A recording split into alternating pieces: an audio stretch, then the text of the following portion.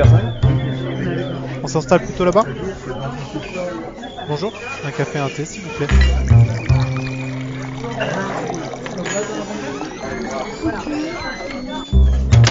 Café ou thé, c'est le temps de la pause.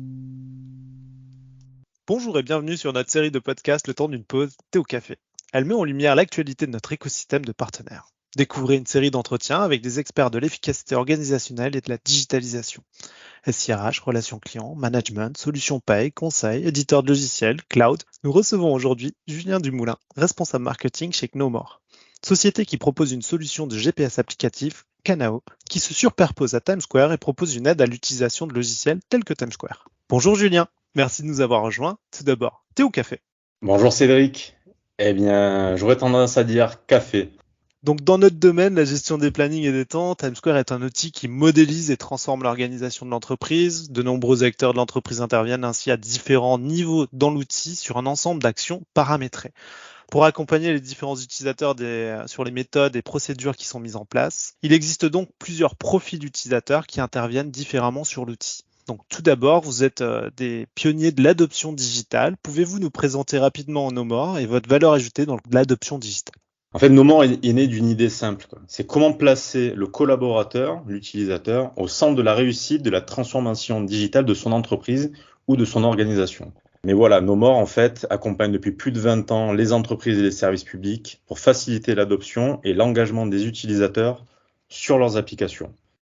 Aujourd'hui, Nomor travaille principalement avec les grands comptes, les grandes entreprises. Nomor a vocation aussi de travailler avec les réseaux d'agences, les services publics, à l'international, quels que soient les secteurs d'activité. Kanao, la solution d'adoption digitale de Nomor, capable de s'imbriquer sur plus de 250 applications différentes. Tout cela, en fait, est une réponse à la densification des outils, des process métiers qui sont extrêmement structurants pour les entreprises, notamment en ce qui concerne les processus internes. C'est donc la volonté de Nomor de répondre dans le temps à ces enjeux qui sont liés, bien évidemment, à la conduite du changement. Et concrètement, comment Kanao répond-il aux besoins d'évolution de ces entreprises, des nouveaux outils structurants comme la gestion des temps? Qu'est-ce qu'un GPS applicatif d'ailleurs? En fait, dans ce processus de digitalisation de l'entreprise, Kanao, en fait, comme je l'ai expliqué auparavant, va fonctionner comme un GPS dans la voiture. C'est-à-dire qu'il va venir vous guider, il va venir guider l'utilisateur dans ses tâches pas à pas sur son application métier.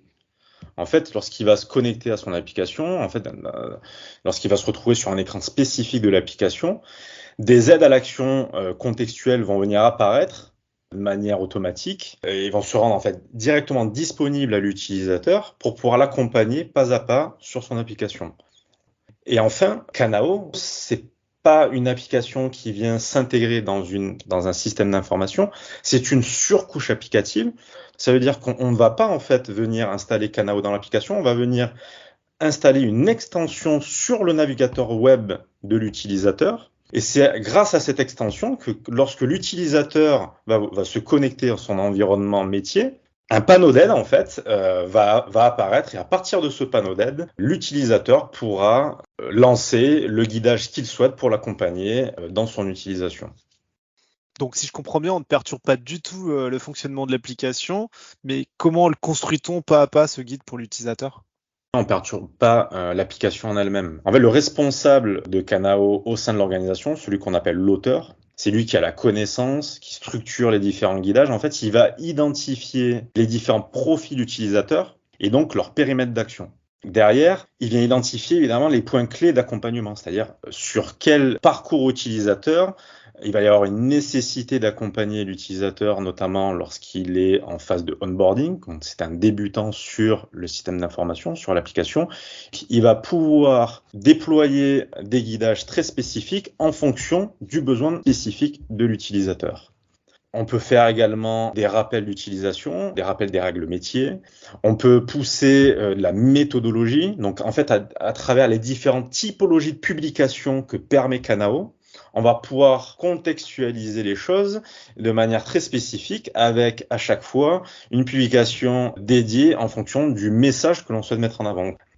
Quand on parle de connecteur, du coup, on ne parle pas que d'une intégration de données entre les différentes applications. Donc, si je comprends bien, il y a vraiment ce travail qui est fait par Kanao qui ne vient pas s'imbriquer dans l'application.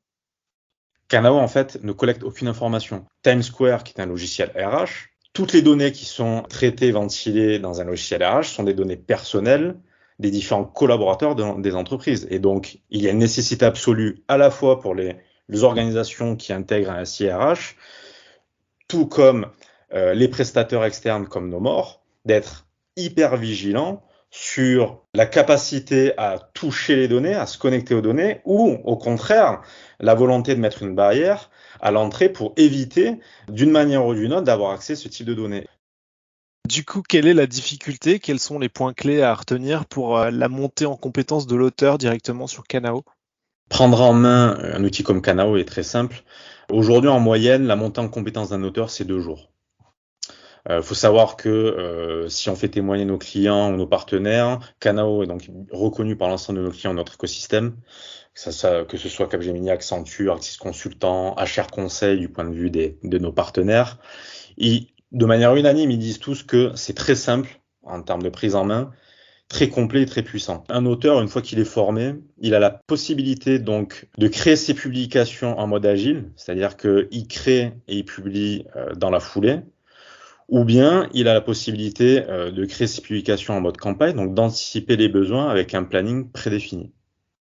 Il est donc possible d'intégrer de la notion de profil directement dans Kanao avec différentes actions ou peut-être d'intervention de chaque type d'acteur dans l'entreprise? Alors, il faut déjà savoir en fait que Nomor, dans sa solution Kanao, adresse 4 stratégies possibles. La première étant que Kanao a cette capacité à reconnaître l'utilisateur régulier en fonction de ses habitudes, la collecte d'analytics dans l'application. La deuxième approche, c'est le fait qu'on propose aussi un mode déclaratif. C'est-à-dire que dans le paramétrage, on peut dire qu'un utilisateur est un expert ou un débutant, qu'il s'agit d'un manager ou d'un collaborateur, qu'il appartient à telle région géographique versus une autre région géographique, sachant que ces éléments-là, en fonction du contexte, peuvent être des éléments différenciants qui vont du coup impacter l'utilisateur sur son application. La troisième approche, c'est le fait que Kanao prend en compte des discriminants dans les pages pour définir un profil. Et donc à partir de ces discriminants, on peut distinguer un utilisateur à un autre. Et enfin, la dernière possibilité, assez récente, c'est le fait qu'aujourd'hui, Kanao a cette capacité à s'interfacer avec l'Active Directory des entreprises via le SSO.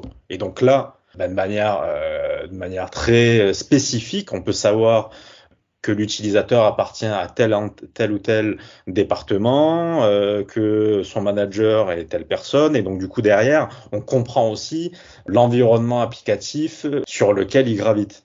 Et donc, du coup, de pousser les éléments de guidage qui sont vraiment spécifiques à ses besoins. Donc, en fait, c'est la combinaison de ces différents critères qui permet de pousser de manière très spécifique les différentes publications aux utilisateurs. Et du coup, concrètement, comment cela se traduit dans Times Square? Dans Times Square, on peut imaginer donc différents cas de figure. Le premier serait d'accompagner le collaborateur pour poser ses congés et donc visualiser ses dernières demandes d'absence, comprendre comment fonctionnent ces différents compteurs. Donc, quelle que soit la stratégie abordée, on va d'abord détecter le fait qu'il s'agit bien d'un collaborateur utilisateur final dans l'entreprise. Et donc, en fonction qu'il s'agit d'un débutant ou d'un expert, s'il s'agit d'un débutant, on va comprendre qu'il n'a jamais mis les pieds sur son environnement utilisateur Times Square. Et donc, on va lui pousser de manière automatisée un guidage qui vont lui permettre d'appréhender les fonctionnalités de base de Times Square, qui est par exemple poser ses congés. Un autre cas de figure, ça pourrait donner des conseils, des méthodes au planificateur lors du calcul de charge, où on va lui pousser des guidages adaptés à son besoin pour l'accompagner sur l'élaboration d'un calcul de charge. Dans les tâches de gestion de son équipe, comme positionner des périodes de réserve de prise de congé, l'administration des demandes d'absence, etc., etc. Donc cette hyper-personnalisation fait de Kanao un outil unique pour l'organisation récipiendaire? Oui, en fait, pour être tout à fait concret, il existe autant d'environnements Kanao que d'applications sur lesquelles Kanao est connecté chez le client.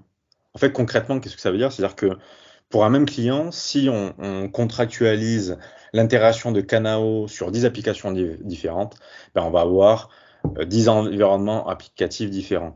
Par contre, il y a aussi la notion de cross-application dans le sens où on peut intégrer une incidence d'un guidage d'une application à une autre. Je m'explique. Il peut y avoir des environnements cross-métiers dans une entreprise où il y a un besoin d'interconnecter une application à une autre. Et donc, du coup, il y a cette possibilité-là, de manière très spécifique, on peut, pour le besoin du client, intégrer Kanao de cette manière-là. Mais d'un point de vue standard, distinguons les différents environnements métiers au sein même d'une organisation pour respecter la confidentialité des données de nos clients. Quelles sont les nouvelles réalités que vous constatez sur le terrain et comment y répondez-vous? Alors, on a constaté en fait depuis quelques années déjà que le marché du DAP est en pleine progression. C'est-à-dire que les notions de transformation digitale, les enjeux liés à l'adoption digitale sont des enjeux aujourd'hui qui sont de plus en plus prégnants. Là où il y a une quinzaine d'années, c'était spécifique aux grandes entreprises, aux grands groupes, de par leur nature, aujourd'hui, on a conscience que l'adoption digitale, elle est partout. Que vous soyez un grand groupe ou une start-up en province, vous avez exactement les mêmes enjeux du point de vue de la visibilité, du point de vue de votre organisation et des process que vous mettez en place. Et d'ailleurs, l'écosystème logiciel a évolué. C'est-à-dire que là où, il y a une vingtaine d'années, on était sur des clients lourds, des grosses applications type SAP qui demandaient des moyens colossaux à intégrer, aujourd'hui, vous avez des acteurs type HubSpot, par exemple, sur la partie CRM, qui sont très light, avec un support dédié qui est extrêmement performant et qui s'adresse en fait à tout type d'entreprise.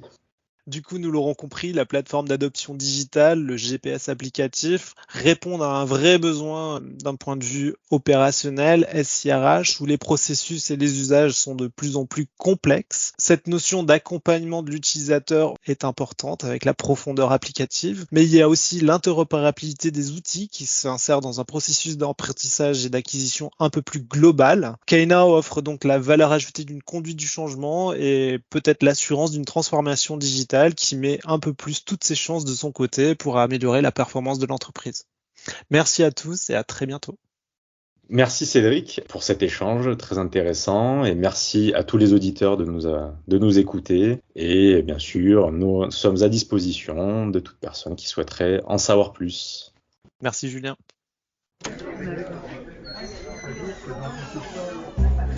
Tu prendrais bien un thé ?